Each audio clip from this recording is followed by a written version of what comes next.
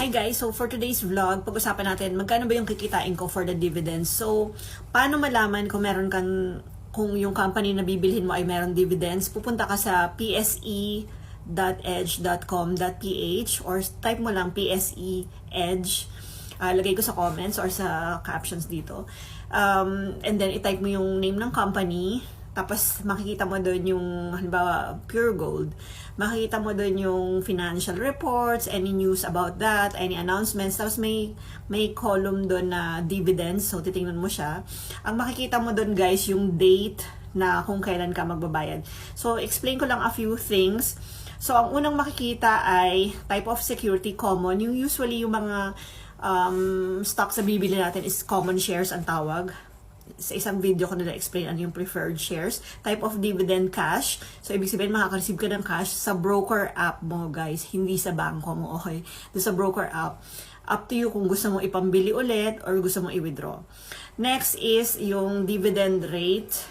Magkano ang makukuha mo. So, sa Pure Gold, ang kaka-check ko lang, it's for September 1 na ex-dividend date, it's 0.72 per share.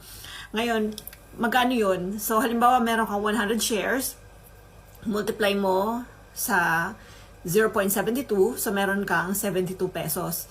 Sabihin naman ng iba dyan, ang baba naman, ganan. Guys, pag nilagay niyo yung pera niyo sa bangko, tingnan natin kung meron pang, kung umabot kayo ng 7 pesos. Kasi ang liit nung, di ba, ang liit nung interest rate sa mga bangko ngayon, unless high yield savings account.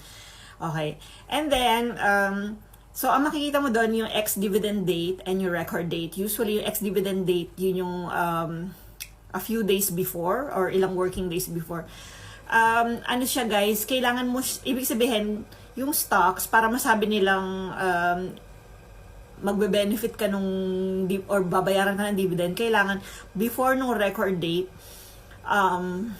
may-ari ka na ng shares. Kasi minsan, guys, halimbawa binili natin ng Monday, hindi agad-agad yun malilist dun sa company na, although makikita mo yun sa brokerage app mo na nabili mo yung shares na yun, hindi nila agad nare-record yun. So, mas better if mabili mo siya before. Ako, guys, ewan ko, yung iba siguro, before nung, pag may announcement na may dividend, tsaka sila bibili ng shares. Ako hindi ako ganun kasi matagal na binibili ko na yung mga gusto kong companies, ganyan. And depende sa ako.